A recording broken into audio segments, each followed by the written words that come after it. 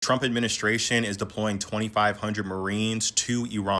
About 2 weeks ago, Donald Trump illegally started a war without the approval of Congress, and it's not going very well so far.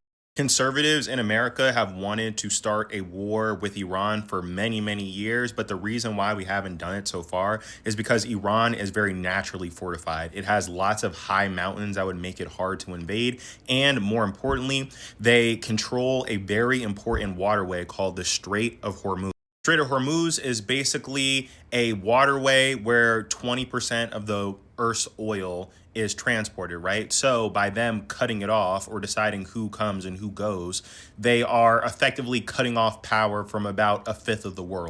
Them doing this and attacking commercial ships like they said they were going to is causing economic chaos across the world.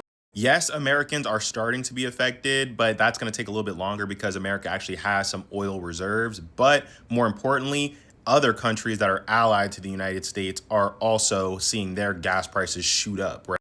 So now, in the interest of American and international business, it looks like Trump is deploying the Marines to somehow escort American ships through the Strait of Hormuz.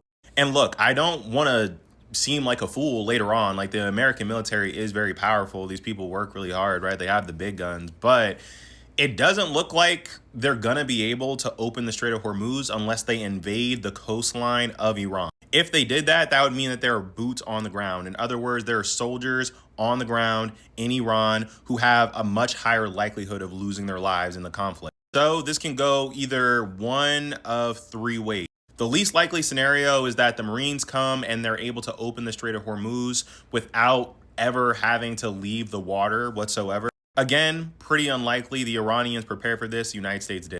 Scenario number two is that the Marines get on the coastline of Iran and physically fight them on the beach like it's D-Day. That would not be a good look. It just wouldn't be good. And then finally, option number three is they go over there, they see that they have no way of opening the Strait of Hormuz and nothing happens, right?